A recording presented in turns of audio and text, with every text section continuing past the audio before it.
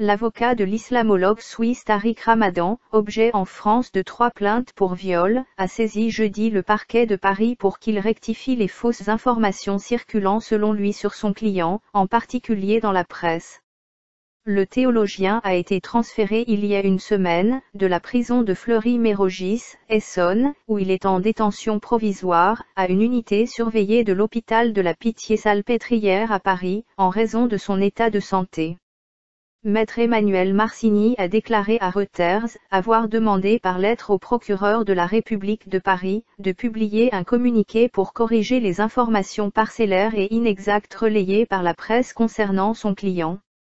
Il souhaite que le parquet fasse ainsi cesser une campagne de désinformation incompatible avec le respect de la présomption d'innocence et le nécessaire équilibre des droits des parties.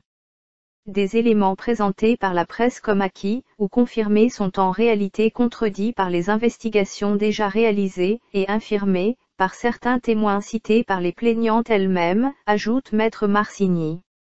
À ce jour, 3 femmes ont porté plainte en France contre Tariq Ramadan.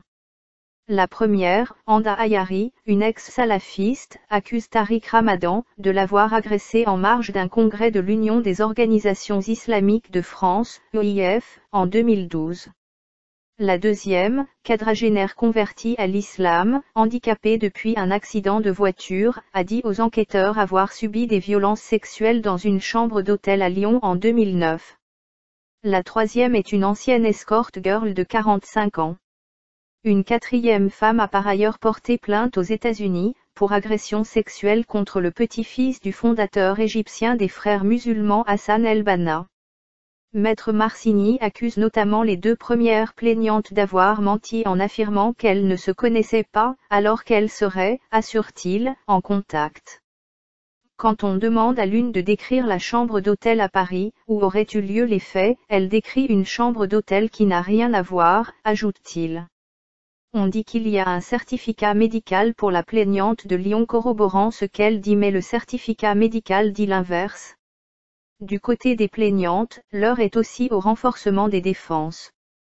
Les 2 avocats rouennais, qui assuraient la défense de 2 d'entre elles, ont ainsi été remplacés par une équipe de 3 conseils autour de Maître Francis Spinaer, dont l'ex-ministre UMP, parti devenu les Républicains, François Baroin, membre du cabinet de ce dernier.